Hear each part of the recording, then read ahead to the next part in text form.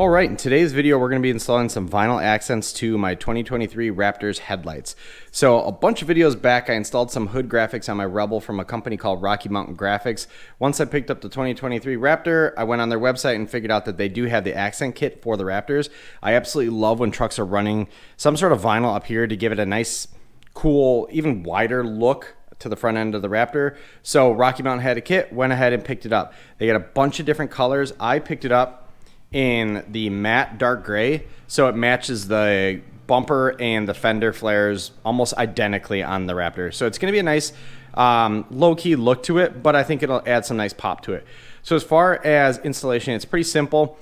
We're going to clean the surface, we're going to spray some Raptor or some sort of application fluid, and it's going to be a wet application. So once we drop the vinyl down, we're going to be able to slide it around. Again, I use Raptor, but you could use your own soapy water solution.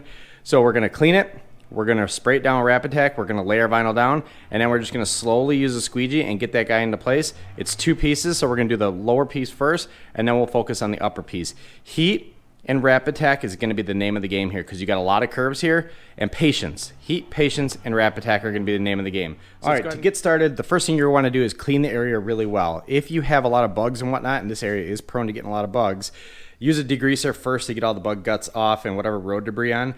After you clean it with a degreaser, go ahead and take some isopropyl alcohol, put it on a rag, and wipe everything down. You want this area to be spotless because you want to give it a nice clean structure or a nice clean surface for the vinyl to stick to. Next thing you want to do is find out or figure out what application fluid you're going to use. Like I said, I always use Raptor. It takes some of the science out of mixing the fluid, and then we're just going to give a healthy dose to everything. Once we got everything wetted down with Raptor, we're going to go ahead and take a small piece of blue painter's tape, and we're going to put it on the corner of the vinyl and use the painter's tape to pull the vinyl up. As we're pulling the vinyl up, we're going to spray it with Raptor. So we're basically installing a very wet vinyl onto the surface. That way we have ample amount of ability to move it around. So I'm going to go ahead and wet down the whole surface. Like I said, we're going to do the bottom one first. Don't be shy with the amount of Raptor that you use. And then I'm going to use a piece of blue painter's tape to pull the vinyl off the backing. All right, so you can see I put the vinyl or the piece of blue painter's tape on the corner, and it made it a lot easier to pull the vinyl off the backing here. Then we're just going to hit the back of the vinyl, so the adhesive side, with some Raptor. Like I said, don't be shy with it.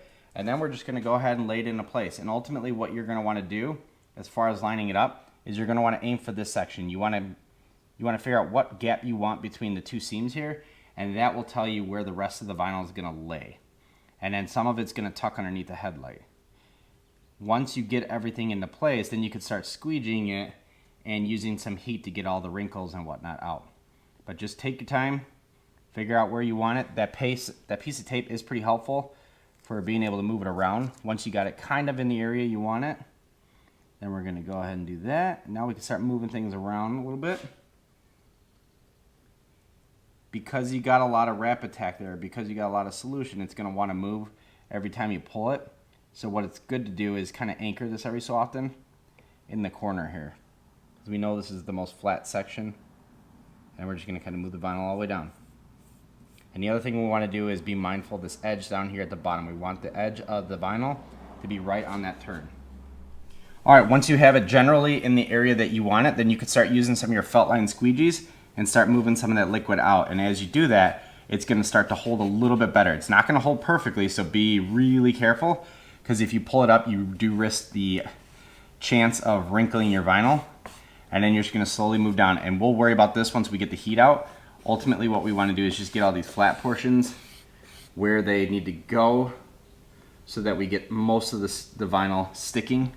And then we'll come back to that portion. So again, you just want to push it, all that liquid out. Vinyl is the felt line squeegee is my favorite because it slides a lot easier without scratching your vinyl. And when you use matte vinyls, they are prone to scratching if you use too hard of a squeegee on it. All right, so once you get it pretty well dried out with just the squeegee alone, then we can start using heat, and we're going to focus on this angle here, and we're just going to slowly work it in there. Be careful not to use too much heat. Everything is plastic, and you will melt your bumper with the trim. And you're just going to be nice and easy on it. All right, so there you go. The bottom section of the vinyl is fully installed. So now the next thing we're gonna do is just focus on the top section. We're gonna repeat the same thing. We're gonna wipe it down with isopropyl alcohol, blast it with some Raptor, and then just slowly work that one into position. A lot more curves with the top one, so take your time, but ultimately the reward is well worth the patience here. So all right, so just a quick recap. I'm in the process of installing the front one there. You can see everything's just kind of wrinkled up right now. I literally just sprayed Raptor, tossed the vinyl on. Be mindful, this little curve here and the one up top is pretty tricky, and some of the vinyl does tuck underneath the headlamp. So again, make sure you have felt line squeegees because they're really helpful here, because you're gonna have to push some of that liquid out underneath the headlight, and having a felt line one helps you slide things around without scratching the vinyl. All right, so I went ahead and pulled the truck out into the sunlight so you can really see the difference. Like I said, it's very subtle with the colors I use. I've seen people use yellow. A lot on the Gen 2s, they use yellow. It looks pretty sweet. But again, I wanted something a little bit more subtle. I like the contrast in terms of finish. So you got matte and then you got the gloss from the paint. I think it does look nice. And in low light conditions, it's going to look completely different as well. So that is how you install the headlight accent kit from Rocky Mountain Graphics. I'll leave a link to their product down in the description below. If you got any questions, leave them in the comments. But again, clean it, Raptor it, lay the vinyl, squeegee, heat, and then wipe everything dry. Give it about 24 hours before you really beat on it with a car wash or whatnot. But like I said, I've used this stuff in the past, and my experience is it's really durable once you give it time to cure. But that is how you install the Gen 3 headlight accent kit. Appreciate it. Thank you very much. Bye.